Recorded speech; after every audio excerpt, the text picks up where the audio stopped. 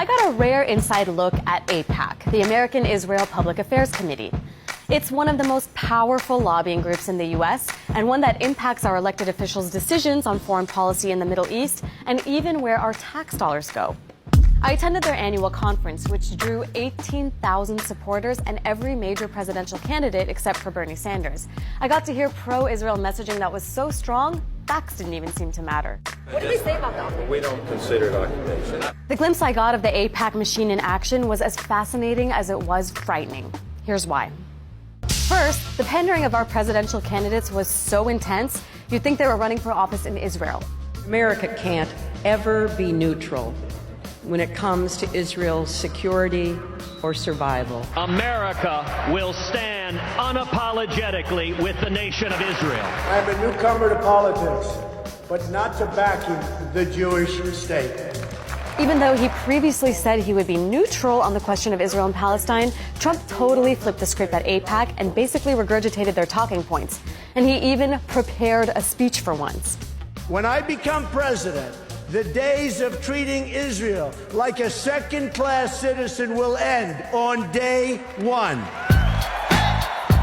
Nothing quite got standing ovations at AIPAC like slamming the Iran deal.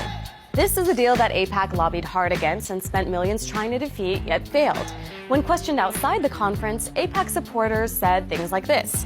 At the end of the day, the deal did pass. But inside, it was a different story.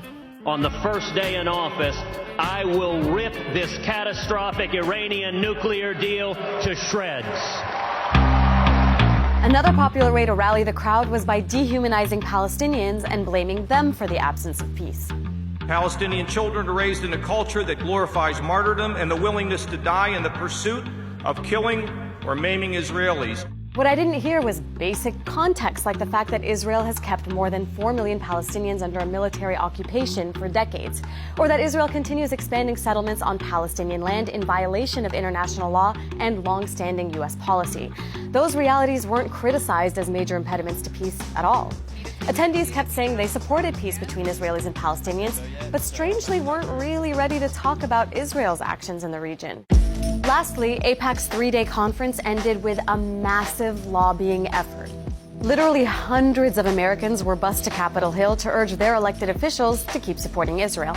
Our purpose is to talk about Israel. Nothing specific to your communities there. Nothing specific to our communities. Even high schoolers were assigned AIPAC talking points. AIPAC has like its 3 goals. So personally, I'm talking on the first topic, which is about Iranian aggressions. AIPAC's message to U.S. politicians is simple. Support Israel and we'll support you. And like other strong lobbies, they're effective. The U.S. gives Israel more than $3 billion of military aid each year, which Israel uses to advance its interests, even when they contradict our own.